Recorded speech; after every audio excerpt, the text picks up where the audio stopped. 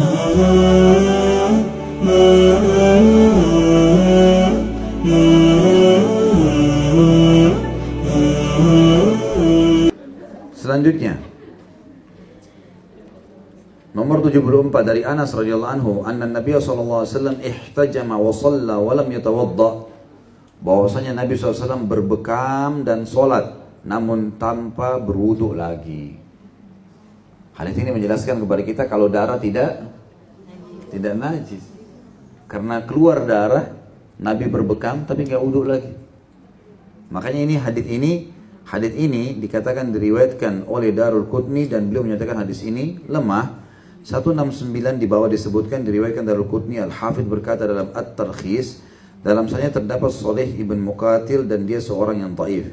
Syekh kami berkata dalam komentar beliau terhadap Subul Salam, saya katakan dalam sanadnya pada riwayat Darul Qutni terdapat Sulaiman bin Daud Abu Ayyub, dia dinyatakan pendusta oleh Ibnu Ma'in dan lainnya.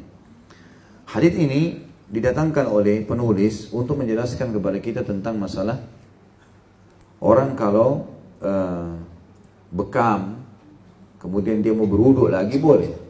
Dia tidak mau berwudu juga tidak ada masalah. Tapi di sini hadis menjelaskan, menekankan kalau tidak ada wudu. Tidak ada wudu. Tapi hadis ini dilemahkan oleh para ulama dan tidak dipakai dan didatangkan untuk menjelaskan saja. Tapi yang kita tidak beratkan masalah bekam. Sudah pernah bekam belum ini Bapak Ibu? Alhamdulillah. Harus bekam, coba ya. Jangan takut dengan darah. Sunnah Nabi SAW. Dan sunnahnya berbekam di tanggal berapa? 17, 19, 21 dari bulan Hijriyah. Dan dilengkapkan dengan puasa Ayyamul Bid dulu. Puasa 3 hari, 13, 14, 15 puasa. Kemudian tanggal 17-nya bekam. Kalau tidak bisa tanggal 19, kalau tidak bisa tanggal 21. Ini yang paling sehat. Yang paling sehat, ya. Apalagi kalau pengajian begini ada orang-orang sudah. Jadi ada orang-orang sekarang Masya Allah yang sudah belajar. Ibu sebenarnya Bapak bisa belajar ya. Bisa belajar, nggak susah itu bekam. Bisa belajar, bisa beli alatnya sendiri. Bahkan kalau bisa dilakukan maka bisa suami istri bekam. Ada bekam keluarkan darah, ada bekam kering saja. Hanya sekedar mengeluarkan angin. Nah, kalau masuk angin maka itu digunakan alat dan alatnya tidak mahal juga, alatnya murah gitu kan.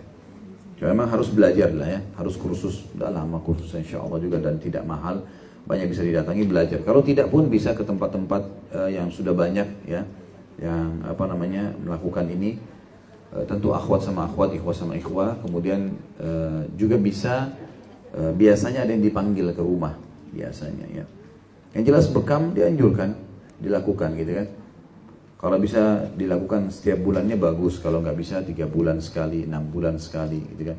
Jadi itu dilakukannya sangat bagus sekali bekam itu, sangat bagus sekali dan manfaatnya banyak. Tentu kalau kita mau bicara itu panjang sekali, tapi jelas dia termasuk ada ulama mengatakan dilarangnya berbekam di awal bulan, kecuali orang yang sakit parah dan butuh terapi itu. Di awalnya berbekam di awal bulan karena awal bulan itu biasanya tekanan darah seseorang merendah. Tekanan darah seseorang merendah. Kemudian di akhir bulan biasanya memuncak. Makanya orang biasa akhir bulan emosional.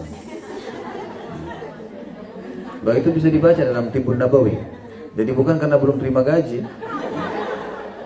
Memang kondisi begitu. Kalau bulan Hijriyah di awal bulan itu memuncak. Merendah, di akhir bulan memuncak. Di tengah-tengah itu waktu stabil. Dan stabilnya darah itu di 17, 19, 21 tadi. Itu stabilnya darah. Jadi itu sangat tepat untuk diambil. Kalau di awal bulan bisa membuat lemah, ya, badannya lemas. Di akhir bulan bisa terlalu banyak. Mungkin ada hal-hal yang tidak perlu keluar ikut keluar gitu kan. Berlebihan nanti darahnya keluar. Ya makanya di pertengahan. Kecuali kalau Bapak Ibu memang sedang menjalankan terapi pengobatan ya. Ada orang memang karena banyak sekali seperti orang narkotika, ya, orang kecanduan minuman keras. Biasanya dia lebih intens. Para praktisi bekam itu pasti akan menyuruh dia untuk rutin bekam. Jadi bukan cuma 17, 19, 21 tapi dirutinkan. Kadang-kadang bisa dalam beberapa hari di beberapa titik yang berbeda, gitu kan.